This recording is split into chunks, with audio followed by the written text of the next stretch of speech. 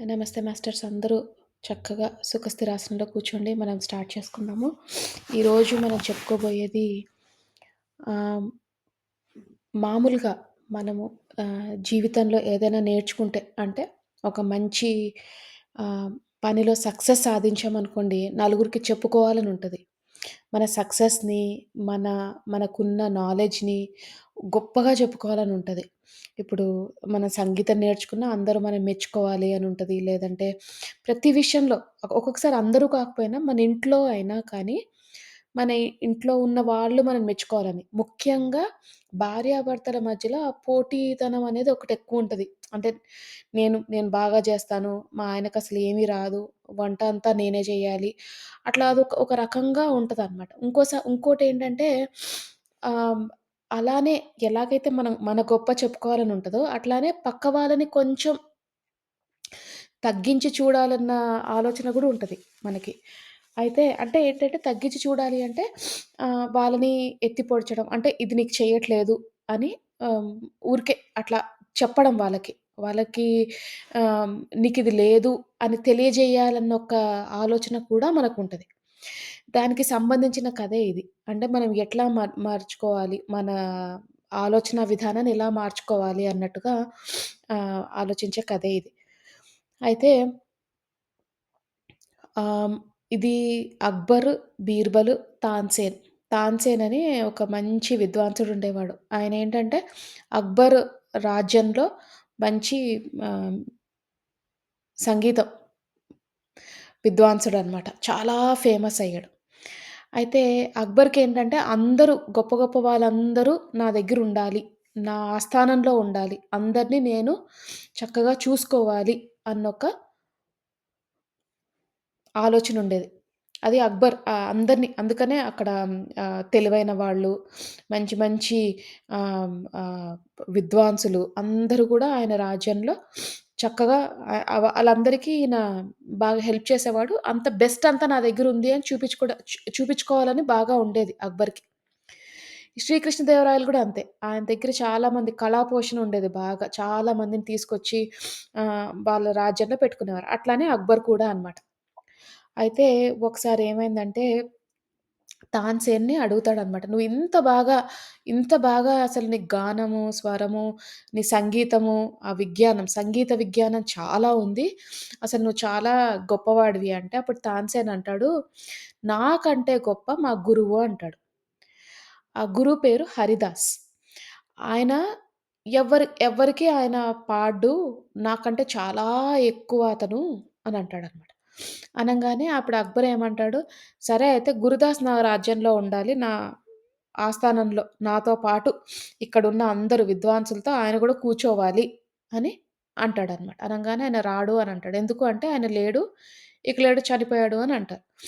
అనంగానే మరి ఇంకెవరున్నారు అంటే ఆయన దగ్గర నేర్చుకున్న శిష్యుల్లో నేనొక్కడిని.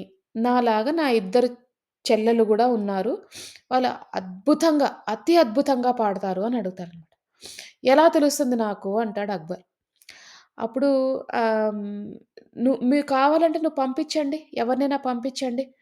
పంపించి వాళ్ళని కనుక్కోండి అని అంటాడు తాన్సేన్. అన్నప్పుడు ఆయనేమంటాడు, సరే అని వాళ్ళెందుకు నేనే వచ్చి చూస్తానసలు వీళ్ళెంత అద్భుతంగా పాడతారో నాకు తెలియాలి అని అంటాడు. అని ఏం చేస్తాడు, వీళ్ళ చెల్లెళ్ళుంటారు కదా! తాన్సేన్ చెల్లెళ్ళు వాళ్ళు ఇంట్లో ఉంటారు ఒక ఇంట్లో. ఆ ఇంటి బయటికి వెళ్ళి ఆహ్, ఆ ఇంటికి వెళ్ళి వాళ్ళిద్దరు చెల్లెల్ని రమ్మంటాడనమాట. మీరిద్దరు రావాలి. మీరిద్దరు బాగా పాడతారంట అంటే, "మీరు నా పాటే వినలేదు. ఎలా తెలుస్తుంది నేను బాగా పాడతానో పాడనో" అని వాళ్ళ చెల్లెళ్ళంటారు. అనంగానే "మరి పాడు అయితే" అంటే, "మేమిప్పుడు పాడము. మేము మీకు పాడము. మేము భగవంతుడికి మాత్రమే పాడుతాము" అని అంటారు. "సరే అయితే మీరు భగవంతుడు పాడే టైంకి నేనిక్కడే ఉంటాను. నేను వింటాను" అంటాడు అక్బర్. అనేసి ఏం చేస్తాడు ఆళ్ళ టైముంటది. రోజు ఒక టైంకి వాళ్ళు పాడతాడు. వాళ్ళిద్దరూ అక్క చెల్లెలిద్దరూ భగవంతుడికి సర్వం అంకితం జేసి పాడతారనమాట. అతి అద్భుతంగా పాడతారు. ఎంత బాగా పాడతారంటే, అక్బర్‌తో పాటు వెళ్ళిన వాళ్ళ రాజ్యంలో ఉంటారు గదా! సైనికులతో పాటు కొంతమందిని తీసుకొనెళ్ళాడు. రాజంటే ఒక్కడే వెళ్ళడు కదా! అతనితో పాటు కొంచెం హంగామా అంతా ఉంటది. అందరూ మైమర్చిపోయి అసలు మెస్మరైజ్ అయిపోతారు. అంటే ఏంటి అసలు ఇంక అంతా మర్చిపోతారు. అంత అద్భుతంగా పాడతారు. అయితే అప్పుడంటారు, "మీరింత అద్భుతంగా పాడతారని నాకు తెలీదు. నేను తాన్సేనే గొప్ప అనుకున్నాను ఇప్పటి వరకు. మీరింత బాగా ఉన్నారని నేనెప్పుడూ అనుకోలేదు" అనంగానే వాళ్ళంటారు "మేము భగవంతుడికి పాడతాం గాబట్టి, మేము ఒకళ్ళకి పాడం గాబట్టి, భగవంతుడికి పాడతాం గాబట్టి, అది రావడం గూడా అంతే అద్భుతంగా వస్తుంది. మేము ఏ పాట పాడినా, ఏం చేసినా ఇంతే అద్భుతంగా ఉంటది" అని అంటారనమాట. అనంగానే అక్బర్ అంటారు, "లేదు లేదు మీరు రావాల్సిందే. మీకు ఎంత డబ్బులు కావాలంటే అంత డబ్బులిస్తాను మీకు. మీకు సన్మానం జేస్తాను. అతి అద్భుతంగా సన్మానం జేస్తాను. చాలా బాగా చూసుకుంటా నేను. మా ఆస్థానంలోకొచ్చేయండి" అని. వాళ్ళంటారు, "లేదు లేదు కుదరదు. మేము రాము" అంటే, "లేదు మీరెట్లైనా రావాల్సిందే." ఇంక రాజు గురించి తెలుసు కదా! ఇప్పుడు వాళ్ళకేంటంటే వాళ్ళకి రాజులకి అహముంటది. అందరు నా దగ్గరే ఉండాలి అని. అలానే వాళ్ళకి కావాల్సిన అది ఏమంటారు శక్తి గూడా ఉంటది. అంటే ఏంటి, వాళ్ళకి అంత బలగముంటది. వాళ్ళందరూ అంటే రాజు చెప్పిన మాట వినాల్సిందే. మేము రాను అంటారనమాట. అనంగానే వాళ్ళంటారు, "లేదు మీరు రాకపోతే ఖండిస్తాను నేను. అంటే బాగా దండిస్తాను మిమ్మల్ని. తప్పకుండా రావాలి. ఎట్లైనా రావాలి మీరు" అంటాడు. అన్నప్పుడు సరే అయితే మాకు కొన్ని పనులున్నాయి. ఆ పనులు ఫినిష్ చేసుకొని 2 రోజుల్లో వస్తాము. మీరు 2 రోజులు ఇక్కడే వెయిట్ చేయండి అనంటారు. అక్బరు అతని వీళ్ళ పాటలు వినాలని ఎంత ఆతృతిగా అక్కడే వెయిట్ చేస్తుంటాడనమాట. అంటే ఏంటి, మళ్ళీ దేవుడి కోసం వాళ్ళు పొద్దున్న, సాయంత్రము వాళ్ళకి కొన్ని టైమ్స్ ఉంటాయి ఆ అమ్మాయిలకి. భగవంతుడిని పూజ చేసినప్పుడల్లా పాడతారనమాట. ఒక్క పాట విన్నప్పుడు వాళ్ళెంత మైమర్చిపోయారో, ఆ పాట మళ్ళీ మిస్ అవుతానేమో అని చెప్పి అక్బరు నా ఆస్థానంకొచ్చే వరకు నేనిక్కడే ఉంటానని చెప్పి, ఆ ఇంటి ముందు ఎవరైతే ఈ అక్క చెల్లెలున్నారో ఆళ్ళింటి ముందు ఒక టెంట్‌లాగా యేసుకొని అక్కడ ఉండి, పాట మిస్ అవ్వకూడదని. అంత బావుందనమాట పాట ఇంకా అసలు మర్చిపోయేంత బాగా పాడారు. అయితే కూర్చుంటాడనమాట. కూర్చొని అక్కడే ఉంటాడు ఆ 2 రోజులు. వాళ్ళ 2 రోజులు కూడా చక్కగా పొద్దున్న, మధ్యాహ్నం, సాయంత్రం వాళ్ళకున్న టైంలో ఏదైతే టైం వాళ్ళనుకుంటారో భగవంతుడికి పాడాలని పాడుతూనే ఉంటారు. చక్కగా ఒక అరగంట పాటు పాడతారు. ఇద్దరు అక్క చెల్లెలిద్దరూ పాట పాడతారు. పాట పాడిన ప్రతిసారి అరగంట, ముప్పావు గంట పాడతారు ఒక్కొక్క పాటలు. పాడినంత సేపు మైమర్చిపోయి అసలు రోమాలొచ్చేస్తారు. లేస్తాయన్నమాట అక్బర్‌కి. అంత బాగా అసలు వదలబుద్ధి కావట్లేదు. ఎప్పుడెప్పుడొస్తారా అని చూస్తారనమాట. 2 రోజులన్నారు కదా! రెండో రోజు రాత్రి గూడా పాటయిపోయింది. అయిపోయిన తర్వాత 2 రోజులు ఫుల్‌గా టైమిచ్చాడు. మర్నాడు మూడో రోజు పొద్దున్న లేసి అక్బరే స్వయంగా వెయిట్ చేస్తుంటాడు ఎప్పుడెప్పుడు తీసుకెళ్ళిపోవాలి అని. తలుపు కొట్టి చూడంగానే వాళ్ళిద్దరు చనిపోయుంటారు. అప్పుడు అతను చాలా బాధపడతాడు. తాన్సేన్‌ని పిలిపిస్తాడు. "మీ అక్క చెల్లెలు చనిపోయారు ఇట్లా" అనంటే, "నాకు తెలుసు వాళ్ళు చనిపోతారని. మీరిట్లా బెదిరిస్తారనే వాళ్ళు వాళ్ళు చనిపోతారని కూడా నాకు తెలుసు. కానీ మీరు నన్ను బాగా ఇబ్బంది పెట్టారు గదా! తీసుకురమ్మని అక్క చెల్లెల్ని. అందుకనే ఇంక నేనేం చేయలేని పరిస్థితి" అని అంటాడు. ఎందుకలాగా అంటే, "నేను నాకు నా విద్వాంసం అంటే ఏంటి, నా సంగీతాన్ని ప్రపంచానికి చూపించాలనే నాకు అహం ఒకటుండింది. మా అక్క చెల్లెలు అట్లా గాదు. మా అక్క, మా చెల్లి ఇద్దరు గూడా భగవంతుడి కొరకు పాడతారు వాళ్ళు. అంటే వాళ్ళకి సంగీతం అన్నా, వాళ్ళకి ఆ తృప్తి అంటే ఏదైతే వస్తదో, భగవంతుడికి సర్వం అర్పించినప్పుడే వాళ్ళకి ఆ తృప్తొస్తది. మిగతా వాళ్ళకేం చూపించుకోవాలని లేదు. డబ్బులు రావాలని లేదు. ఇట్లా సన్మానాలు రావాలని లేదు. అవేమీ లేవు. వాళ్ళెప్పుడు కోరరు. అలాగే మా గురువు కూడా హరిదాసు గారు, బాబా గారు ఆయన ఎంతో మందిని నాలాంటి శిష్యుల్ని ఎంతో మందిని ఆయన నేర్పించాడు. గానం నేర్పించాడు. కానీ ఒక్కళ్ళని కూడా అతను డబ్బుల కోసం పాడు అని చెప్పలేదు. ఎవరిష్టం వాళ్ళని వదిలేసాడు అంతే. మీకిష్టం. మీకెలా పాడాలనుకుంటే అట్లా పాడండి. కానీ తృప్తిగా పాడండి అని చెప్పాడు. నేను మాత్రమే ఇట్లా వీళ్ళందరూ శిష్యులందరి మధ్యలో నేను మాత్రమే బయటికొచ్చా. డబ్బుల కొరకొచ్చా, సన్మానం కొరకొచ్చా. నాకు అహం ఉంది గాబట్టి నేనట్లా చేసుకున్నా. అంటే రాజు దగ్గరకొచ్చి నా గొప్పతనాన్ని చూపిచ్చుకున్నా. కానీ చూపిచ్చుకోని వాళ్ళు బోలెడుమందున్నారు. మీరు తెలుసుకోవాల్సింది కూడా అదే. మీ దగ్గర అందరూ మీకు మీ ఆస్థానానికి కావాల్సిన గొప్ప గొప్ప వాళ్ళందరూ మీ దగ్గరే పెట్టుకొని ఉంచుతా అనుకున్నారు చూసారా? అది తప్పు. ఎందుకంటే గొప్ప గొప్ప వాళ్ళు ఎప్పుడు కూడా మీ దగ్గరికి రారు. గొప్ప వాళ్ళెప్పుడైనా సరే భగవంతునికి సర్వం అంకితం ఇస్తారు. ఎందుకంటే వాళ్ళకి తెలుసు భగవంతుడి దయ ఉంది గాబట్టే నేను ఈరోజు ఇట్లా ఉన్నాను. అందుకనే వాళ్ళెప్పుడు గూడా ఎంత ఇప్పుడు మనం చూసేది ఎవరైనా సరే సంగీత విద్వాంసులు గానీ, మంచిగా మాట్లాడేవాళ్ళు గానీ, వీళ్ళందరూ గూడా ఏదో ఇట్లా డబ్బుల కోసం చేసేవాళ్ళైతే, వాళ్ళకంటే మించిన వాళ్ళు ఎందరో ఉంటారు. ఎందరో ఉంటారు.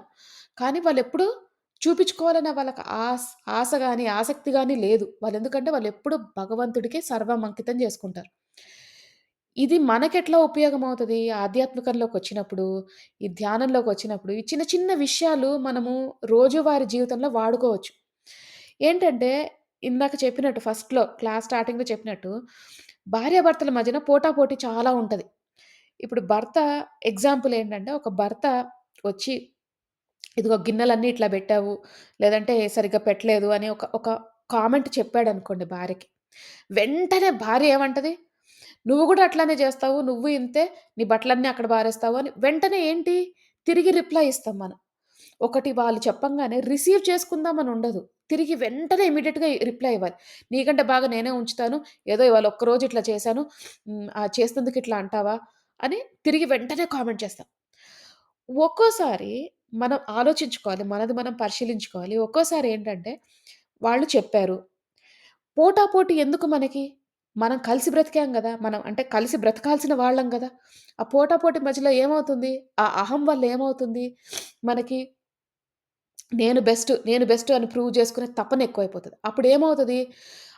ఒకళ్ళు చెప్పినప్పుడు వాళ్ళు చెప్పిన ప్రాబ్లమ్ మనం వినం. ఇమ్మీడియేట్‌గా రెస్పాండ్ అవ్వాలి. అంటే వాళ్ళకి ఆన్సర్ జవాబు జెప్పాలంతే. ఎందుకంటే నేను కరెక్టు. మన మైండ్‌లో మనం కరెక్ట్ అంతే. అట్లా ఉన్నప్పుడు మనం ఉన్నత స్థితికి వెళ్ళలేం. ఇప్పుడు ఒక మనిషి మీరు ఒక వస్తువుని బయట బెట్టారు. ఒక ఒక గిన్నో, ప్లేటో బయట బెట్టారు. మీ ఆయనో, మీ ఆవిడో వచ్చి అన్నారు, "అట్లా ప్లేట్ ఎందుకు బెట్టావు? మంచిది గాదు. ఇట్లా ఇంటి బయట ఇట్లా ఎవరైనా వస్తే బాగోదు. అక్కడ ప్లేట్ పెట్టుంటే" అని అంటారు. మర్నాడు మీ ఆయన ప్లేట్ పెట్టారనుకోండి, లేకపోతే మీ ఆవిడ ప్లేట్ పెట్టిందనుకోండి, ఇమ్మీడియేట్‌గా ఎళ్లి చూపిస్తారు. చూడు నువ్వు గూడా ప్లేట్ పెట్టావు అని. సరే. మీరు చెప్పలేదనుకోండి. ఒక ఒక ఎగ్జాంపుల్. అది చెప్తాము. చెప్పినప్పుడు డిస్కషన్ అవుతది. అంతా అయిపోద్ది. నెక్స్ట్ ఎగ్జాంపుల్ ఏంటి? మీరు మీ ఆయన మీకొచ్చి ప్లేట్ పెట్టొద్దు అని చెప్పారు. మీరు పెట్టలేదు.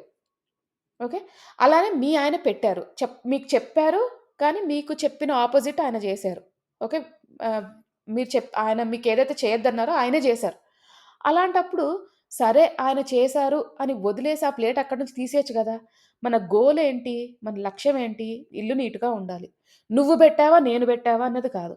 కానీ మనమేంటి నువ్వా? నేనా? నువ్వా? నేనా? అని పోటాపోటీలో ఉంటాం. నేను బెస్ట్ అని ప్రూవ్ చేసుకునే పోటాపోటీలో ఉంటాం. అట్లాంటప్పుడు ఏమవుతది? గొడవలెక్కువవుతాయి. గొడవలు తప్పితే అక్కడ మించింది ఏవి గాదు. ఎందుకంటే మనం ఫస్ట్‌లోనే నేర్చుకున్నాం. ఎవ్వరు మారరు. వాళ్ళు ఏదో పొరపాటున పెట్టుంటారు. లేదంటే అనుకోకుండా పెట్టుంటారు. మనకి చెప్పారు. కుదిరితే మీ పని మీరు చేసుకోండి. కుదరకపోతే అయ్యో! కుదరలేదు వాళ్ళేదైనా అన్నప్పుడు రిసీవ్ చేసుకోండి. అంటే ఒక తప్పు చెప్పారనుకోండి, మనల్ని పాయింట్ ఔట్ చేశారనుకోండి, ఇదిగో ఇట్లా ఎత్తి చూపించారనుకోండి, వినండి, వదిలేయండి. కానీ మనమేం జేస్తాం? లేదు నేను గొప్ప అని ప్రూవ్ చేసి ఎప్పటికప్పుడు నేనే గొప్ప. నన్నందరూ మెచ్చుకోవాలి. నేను వంట చేస్తే ఇంటికెవరైనా వస్తే 10 మంది నన్నే మెచ్చుకోవాలి. ఆ! మళ్ళీ ఇంట్లో అట్లా మనకి ప్రతి దగ్గర గొప్ప, గొప్ప నేనే. అంటే ఈ సమాజానికి చూపించుకునే గొప్ప మనము ఆహ్, ఆ లెవెల్‌లో ఉండాలనుకుంటాం. నేనే బెస్ట్ మదర్. ఓకే. నా అంత మంచి తల్లి ఎవరుండరు. నా అంత మంచి భార్య ఎవరుండరు. నా అంత మంచి కోడలు ఎవరుండరు. అట్లానే మగవాళ్ళకి వాళ్ళ వాళ్ళ లెక్కలేవో ఉంటాయి. మనం చేయాల్సిందేంటంటే, ఈ లెక్కలు పట్టించుకోవద్దు. ఎందుకంటే, బెస్ట్ ఆఫ్ ద బెస్ట్ ఎవరైతే ఉంటారో, అందరికంటే ఉత్తమమ వ వాళ్ళెవరైతే ఉంటారో, వాళ్ళు ఎప్పుడు గూడా భగవంతుడి అనుగ్రహం వల్లే నేనిట్లా ఉన్నాను అని భావిస్తారు మాస్టర్స్. వాళ్ళెప్పుడు గూడా నా గొప్పతనం అనుకోరు. వాళ్ళు ఎప్పుడు కూడా భగవంతుడి దయ వల్ల నేనిట్లా ఉన్నాను. ఆయన అనుగ్రహం నా మీదుంది గాబట్టి, ఆ సరస్వతీదేవి అనుగ్రహం నా మీదుంది గాబట్టి, లేదంటే ఆ భగవంతుడి మంచితనం వల్ల నేను ఈ మాత్రం ఈ స్టేజ్‌లో ఉన్నాను అని అనుకుంటారు.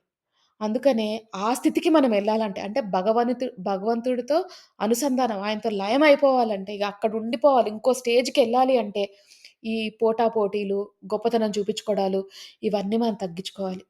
ఆ ఫీలింగొచ్చినప్పుడు మనుషులం గదా! ఆటోమేటిక్‌గా ఫీలింగొస్తది. ఎవరైనా వచ్చినప్పుడు నా దగ్గరున్నయి గొప్ప చూపించుకోవాలన్న ఫీలింగొస్తది. అదొచ్చినప్పుడు మనం చేయాల్సిందేంటి? ఆ భగవంతుడిని మించిన గొప్పేముంది? ఆయనతో మనం లయమవ్వాలి. వీళ్ళందరూ ఎందుకు మనుషులకెందుకు మనం ప్రూవ్ జేసుకోవాలి? ఎందుకు మనం మనుషులకి అది ఎక్కువ మనకి ఇంట్లో వాళ్ళతోటి ఎక్కువుంటది. సరే చాలా మంది బయట వాళ్ళతో తగ్గిచ్చేస్తారు. ఆ కంపారిజన్‌లు, పోటీలన్నీ తగ్గిస్తారు.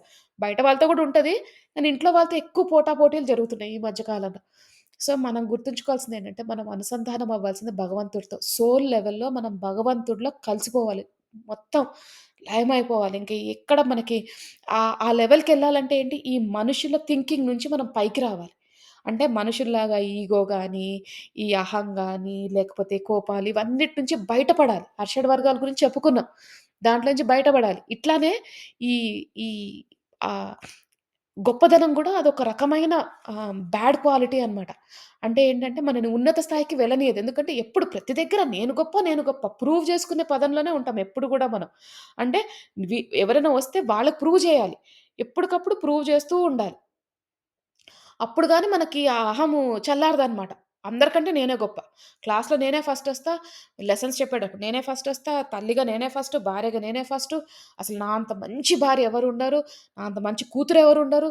నా అంత మంచి అక్కెవరుండరు. అన్నిట్లో మనమే బెస్ట్ అని అందరూ మెచ్చుకోవాలన్న భావన నుంచి మనం బయటికి రావాలి. ఎందుకంటే అది తెలియకుండానే మనని బాగా అది దెబ్బతీస్తుందనమాట. సో, అది మాస్టర్స్ ఈరోజు కథ. ఇంత చక్కగా అద్భుతమైన కథని, జ్ఞానాన్ని విన్నాం కాబట్టి ఇక మనం ధ్యానం మొదలుపెట్టుకుందాము. అందరూ స్థిర సుఖాసనంలో కూర్చోండి. అంటే మీకు ఏ పొజిషన్ కంఫర్టబుల్‌గా అనిపిస్తే ఆ పొజిషన్‌లో కూర్చోండి.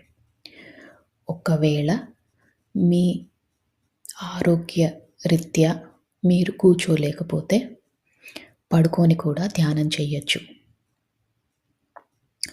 కూర్చున్నప్పుడు మీరు వెన్నుముక్క స్ట్రెయిట్‌గా ఉండేటట్టు చూడండి. తల నిటారుగా పెట్టండి. వేలల్లో వేలు పెట్టుకోండి.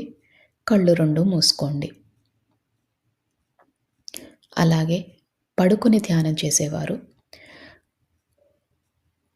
కాలు మీద కాళ్ళు పెట్టుకొని, వేలల్లో వేలు పెట్టుకొని, కళ్ళు 2 మూసుకోండి.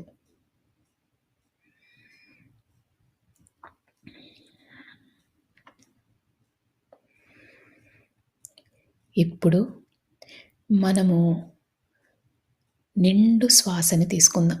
అంటే శ్వాస ఎంత నిండుగా ఉండాలంటే, మనం శ్వాస లోపలికి పీల్చుకుంటున్నప్పుడు, ఈ విశ్వంలోని సమస్త కాస్మిక్ ఎనర్జీ అంతా కూడా మీ శరీరంలోకి వెళ్తున్నట్టు భావించండి. ఈ విశ్వంలో ఎంతో మంచి పాజిటివ్ ఎనర్జీ ఉంది. అదంతా కూడా మనం స్వీకరిస్తున్నాం.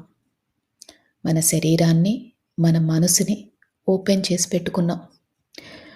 ప్రతి ఒక్క కాస్మిక్ ఎనర్జీ గాని, పాజిటివ్ ఎనర్జీ గాని రిసీవ్ చేసుకునే స్థితిలోకి వెళ్ళబోతున్నాం. అందుకని చక్కగా ఒక్క నిండైన శ్వాస తీసుకోండి.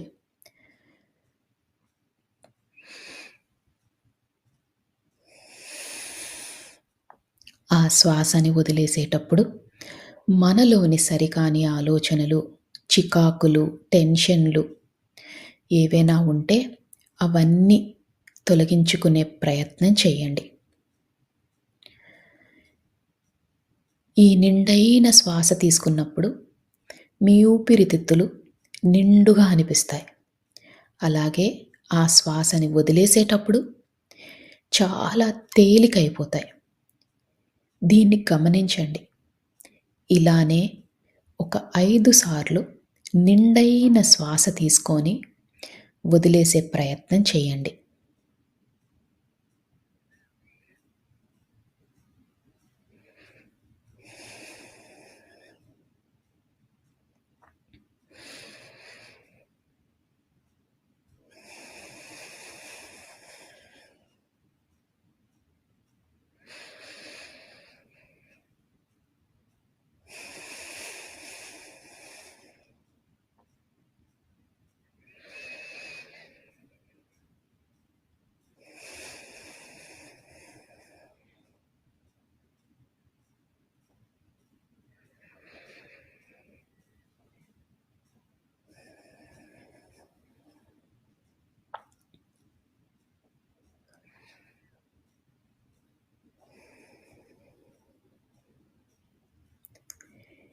ఇప్పుడు మీ మనసు, శరీరం చాలా తేలికైనట్టు మీకు భావన కలుగుతుంది. మనమిప్పుడు శరీరంలో ప్రతి భాగాన్ని రిలాక్స్ చేసుకునే ప్రయత్నం చేద్దాం. అంటే ముందుగా సహస్రారం, తల భాగం, దాన్ని రిలాక్స్ చేసుకునే ప్రయత్నం చేద్దాం. అలానే ముఖము, చెవులు, భుజాలు, చేతులు, చేతి వ్రేళ్ళు, పొట్ట, నడుము, కాళ్ళు, పాదాలు, కాలి వ్రేళ్ళు అన్నిటినీ రిలాక్స్ చేసుకోండి. రిలాక్స్ చేయడం అంటే మీరు కంఫర్టబుల్ పొజిషన్లో కూర్చున్నట్టు, అలానే తేలిగ్గా అయినట్టు మీకు అనిపిస్తే మీ శరీరం రిలాక్స్ అవుతున్నట్టు. బిగించి పట్టకండి. శరీరాన్ని చాలా లూజ్‌గా, రిలాక్స్డ్‌గా చేయండి.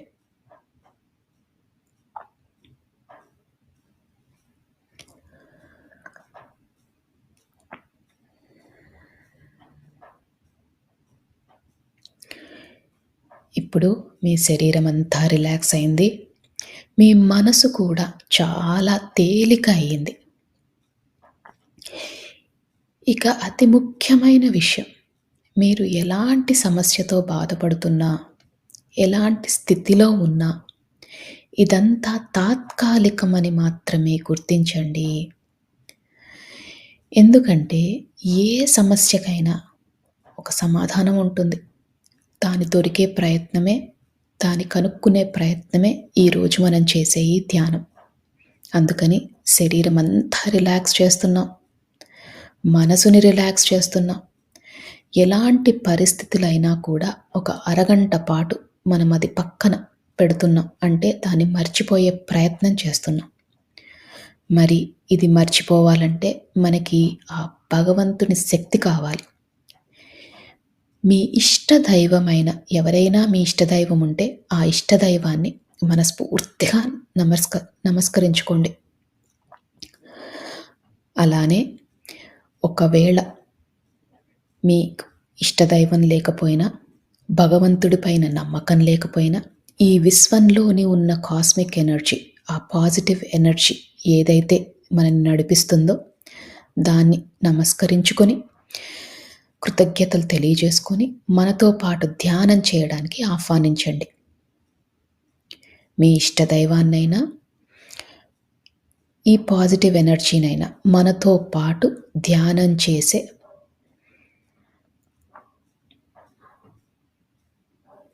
అవకాశాన్ని మనకి ఇవ్వమని మనస్ఫూర్తిగా ఆర్తితో చెప్పుకోండి.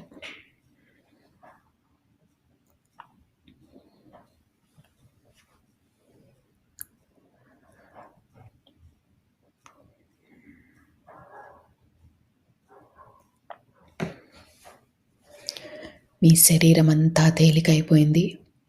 మీ మనసు కూడా చాలా తేలిగ్గా ఉంది. ఇక మనం ధ్యాన లోతుల్లోకి వెళ్దాం.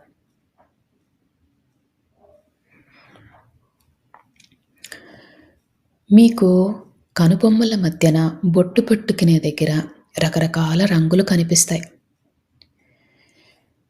కొన్నిసార్లు విజన్స్ కానీ, కాంతులు కానీ కనిపిస్తాయి. దాన్ని థర్డ్ ఐ లొకేషన్ అంటారు. ఈ ధ్యానం మొత్తంలో కూడా ఆ లొకేషన్‌లో, అంటే మీ కనుబొమ్మల మధ్యన దృష్టి పెట్టేలాగా, దాని మీద ఫోకస్ పెట్టేలాగా చూసుకోండి.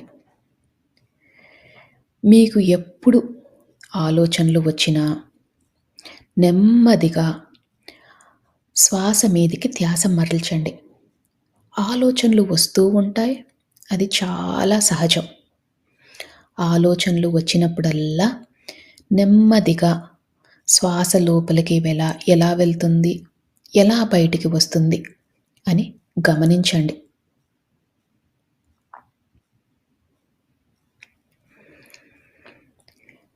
ఆలోచనలతో పోట్లాడొద్దు. నెమ్మదిగా శ్వాస మీదికి ధ్యాస మరల్చండి.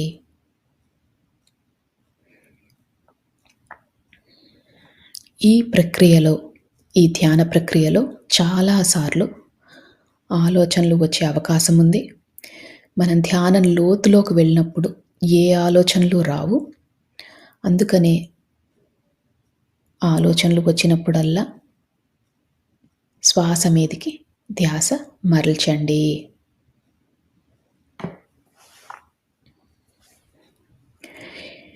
మనం ధ్యాన లోతుల్లోకి వెళ్ళబోతున్నాము.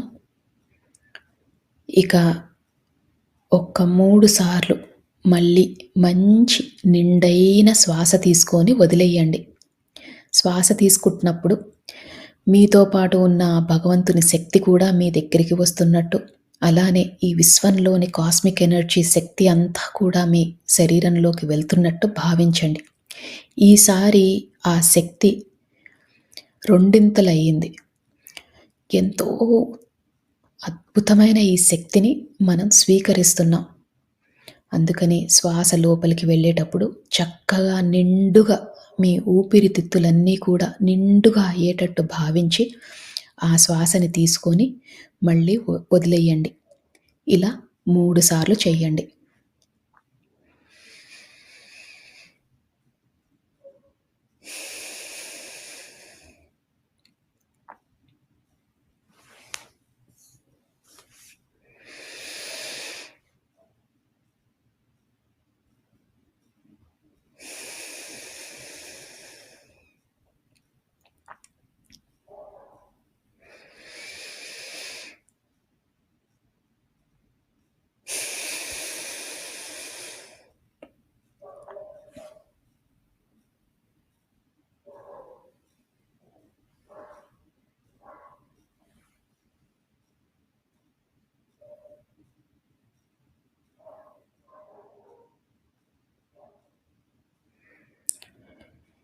ఇప్పుడు మీ శరీరము, మీ మనసు చాలా తేలికైపోయాయి. ఇంకా మీరు ధ్యాన లోతుల్లోకి వెళ్ళారు. అంటే మీ పక్క జరిగేవి ఏమీ వినిపించవు. నా మాటలు మాత్రమే వినిపిస్తున్నాయి.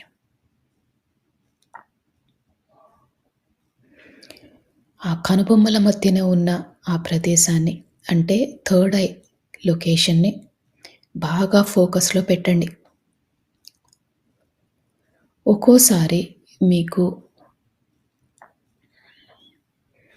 ఆ థర్డ్ ఐ లొకేషన్‌లో కొంచెం భారంగా అనిపించినా, నొప్పిగా అనిపించినా అది చాలా సహజం.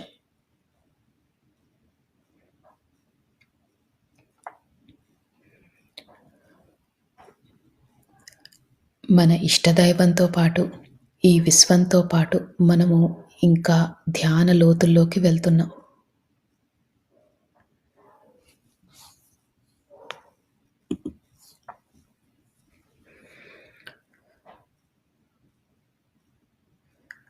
ఈ ధ్యాన లోతుల్లోకి వెళ్ళేటప్పుడు మీరు గమనించాల్సిన విషయం, మీ శరీరమంతా చాలా తేలికైపోయింది.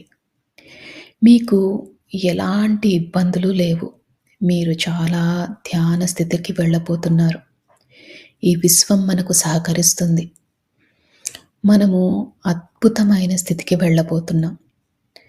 మనకున్న పరిస్థితులు తాత్కాలికం మాత్రమే.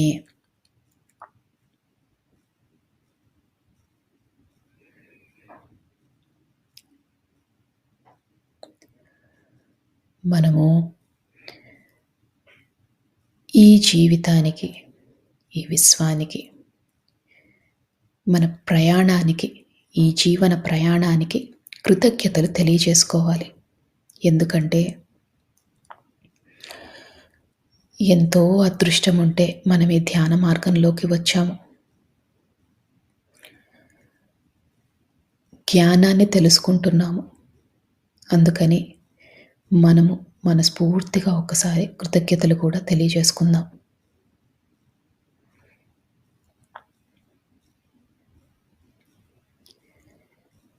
ఈ కృతజ్ఞతలు తెలియజేసినప్పుడు మీ శరీరం ఇంకా తేలికవుతుంది. ఎందుకంటే మీలోని సరికాని ఆలోచనలన్నీ తొలగిపోయాయి.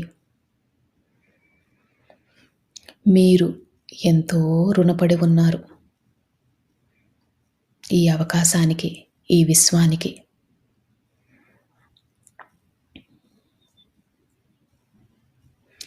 మనసుని బాగా తేలిక చేసుకోండి. అదే స్థితిలో ఉండండి.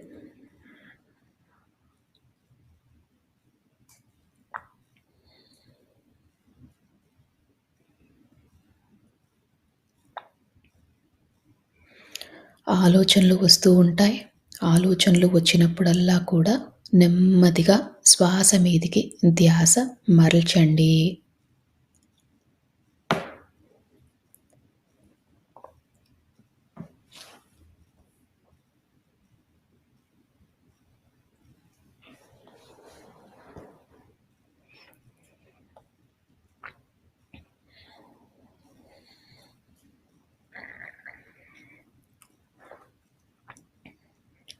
మనము మానవ జన్మ ఎత్తిందే కర్మలు తీర్చుకోవడాని కోసం.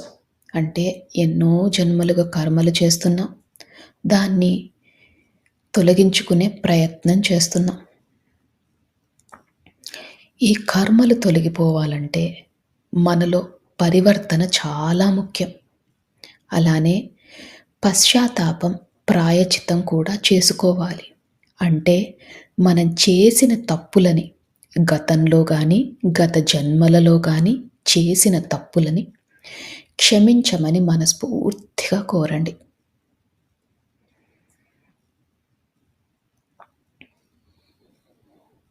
అలానే పరివర్తనలో ఉంటాము అని సహాయం కావాల్సిన వాళ్ళకి సహాయం చేస్తామని మనస్ఫూర్తిగా సంకల్పం చేసుకోండి.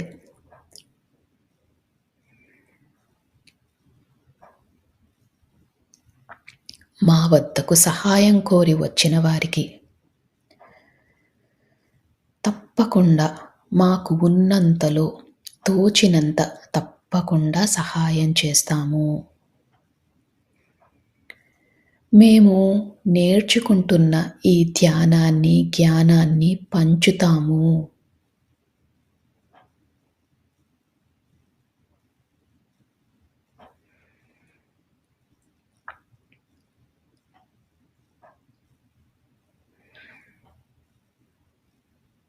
ప్రతి జీవాత్మకు కూడా మా వల్లే సుఖంగా బ్రతికే హక్కు ఉందని తెలుసుకున్నాము.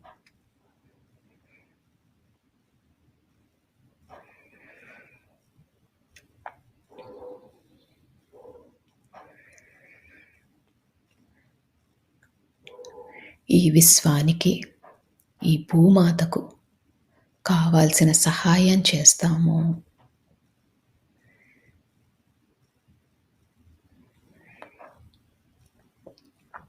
ఈ సంకల్పాలు మనం చెప్పుకున్నప్పుడు మీ శరీరం ఇంకా తేలికవుతుంది. మీ మనసు కూడా బాగా తేలికవుతుంది.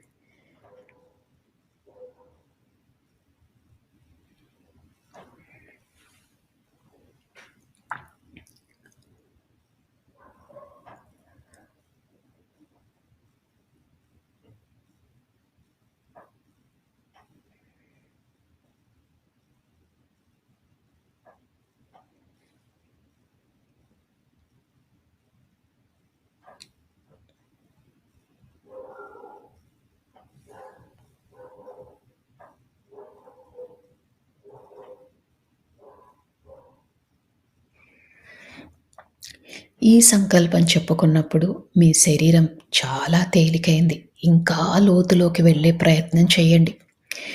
మీ పక్కన ఏది జరుగుతున్నా మీకు పట్టించుకోవద్దు. నా మాటలు మాత్రమే మీకు వినిపిస్తున్నాయి. ఈ ధ్యాన లోతుల్లోకి మీరు వెళ్ళిపోయారు.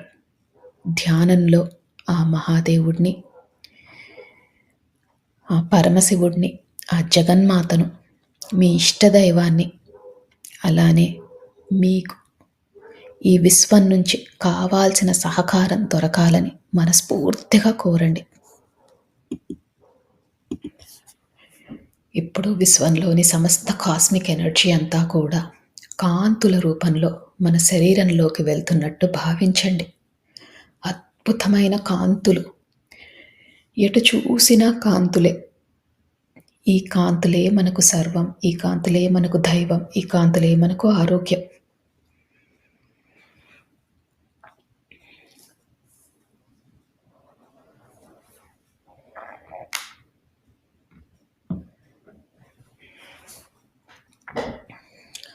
ఈ అద్భుతమైన కాంతుల వల్ల మన శరీరం చాలా ఆరోగ్యంగా ఉంటున్నట్టు భావించండి. అలానే ఈ ధ్యానం చేసినందువల్ల మనలోని సరికాని ఆలోచనలు అన్నీ తొలగిపోతున్నట్టు భావించండి.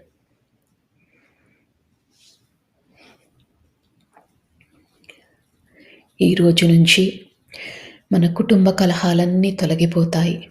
మన ఆర్థిక స్థితి మెరుగుపడుతుంది. మనం పడుతున్న మానసిక వ్యధ తొలగిపోతుంది. మన ఆరోగ్యం మెరుగుపడుతుంది. అద్భుతమైన కాంతులు. ఎటు చూసినా కాంతులే.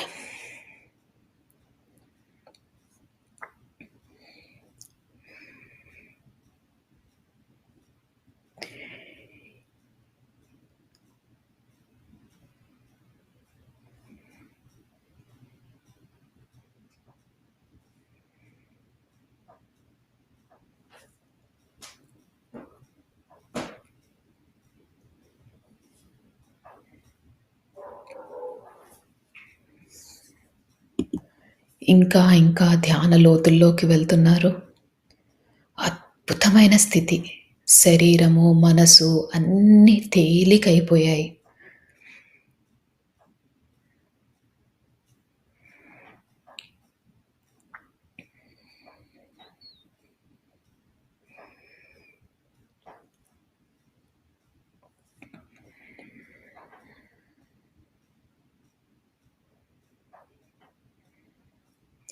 ఒకవేళ ఆలోచనలు వస్తుంటే, ఆలోచనలని వాటితో పోట్లాడకుండా నెమ్మదిగా శ్వాస మీదికి ధ్యాస మరల్చండి.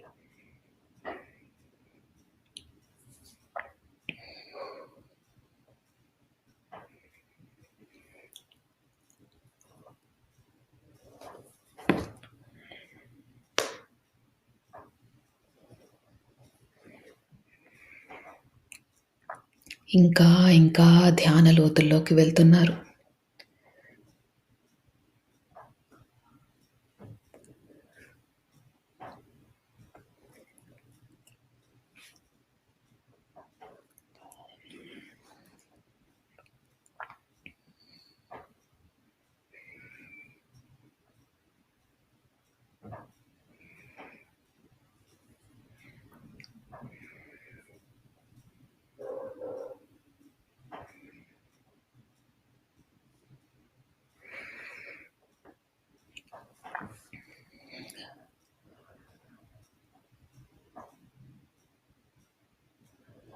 కనుబొమ్మల మధ్యన బొట్టు పెట్టుకునే దగ్గర మీకు రంగులు కనిపించినా, కాంతులు కనిపించినా, విజన్స్ కనిపించినా ఇంకా లోతుకు వెళ్ళండి.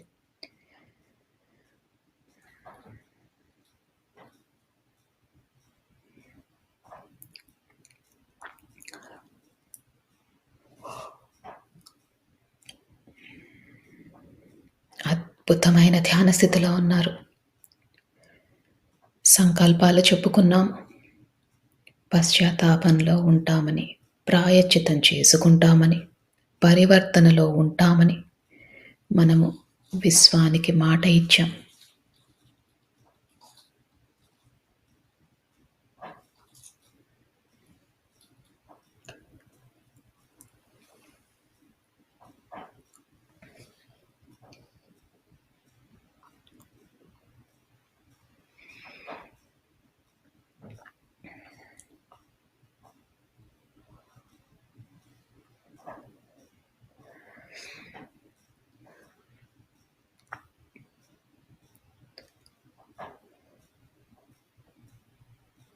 మీ శరీరాన్ని గమనించండి. చాలా తేలిగ్గా ఉంది. ఇదే స్థితిని కొనసాగిస్తూ ఇంకా ధ్యాన లోతుల్లోకి వెళ్ళండి.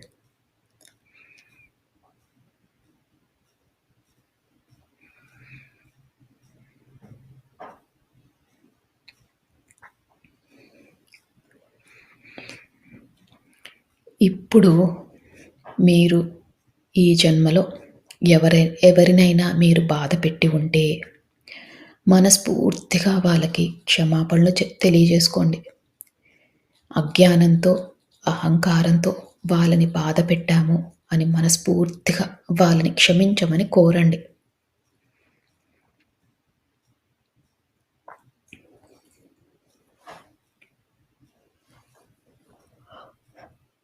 అలానే ఎవరైనా మిమ్మల్ని బాధపెట్టి ఉంటే ఈ ఈ గతంలో వారిని మనస్ఫూర్తిగా మీరు క్షమించండి.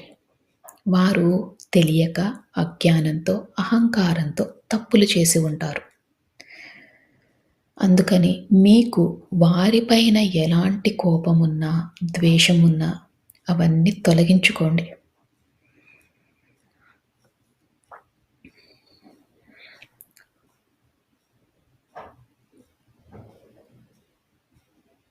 ఇలా చేసినప్పుడు మన మనసు శూన్యమవుతుంది. మనసు శూన్యమైనప్పుడే ఈ విశ్వంతో అనుసంధానం అవ్వగలం. మీ ఇష్ట దైవంతో అనుసంధానం అవ్వగలం. అందుకని ఎవరిపైనైనా కోపం గానీ, ద్వేషం గానీ ఉంటే అవన్నీ తొలగించుకోండి. శూన్య స్థితికి చేరుకోండి.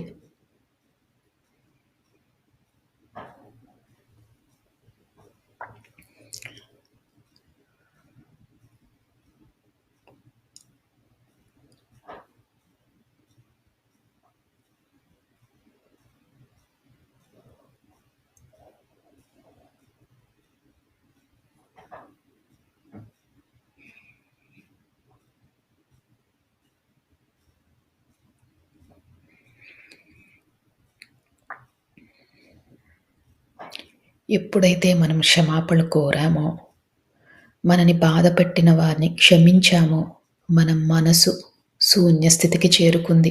మీరు ఇంకా ధ్యాన లోతుల్లోకి వెళ్తున్నారు. ఆ విశ్వంతో అనుసంధానం అవుతున్నారు.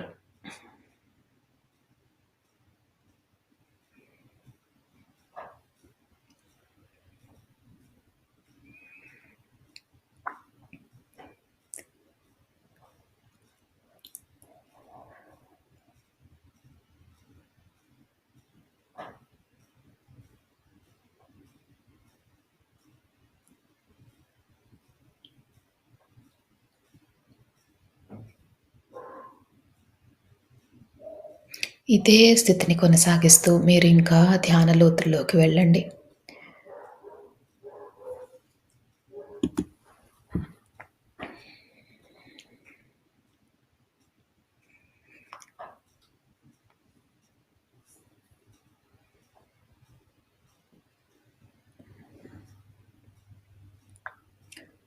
అద్భుతమైన ధ్యాన స్థితిలో ఉన్నారు. ఇదే స్థితిని కొనసాగిస్తూ మీరు ఇదే స్థితిలో ఉండొచ్చు. ఒకవేళ ఈ స్థితి నుంచి బయటికి రావాలనుకుంటే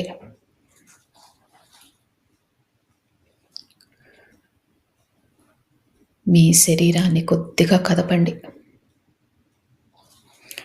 నెమ్మదిగా మీ ధ్యాన స్థితిలో నుంచి బయటికి రండి. చేతులు 2 విడదీయండి. కళ్ళ మీద పెట్టుకోండి. మీతో పాటు ధ్యానం చేసిన వారందరికీ కూడా మనస్ఫూర్తిగా కృతజ్ఞతలు తెలియజేసుకోండి. ఈ విశ్వానికి కృతజ్ఞతలు తెలియజేసుకోండి. మీ ఇష్ట దైవానికి కృతజ్ఞతలు తెలియజేసుకోండి. మీ మాస్టర్స్‌కి కృతజ్ఞతలు తెలియజేసుకోండి. ఇంత మంచి జీవితాన్ని ధ్యానం చేసుకునే అవకాశాన్ని ఇచ్చినందుకు మనస్ఫూర్తిగా ధన్యవాదాలు తెలియజేసుకుంటూ, అలానే తెలియక చేసిన తప్పులేవైనా ఉంటే క్షమించమని కోరుతూ, మీరు ధ్యాన లోతుల్లో నుంచి బయటికి రావచ్చు.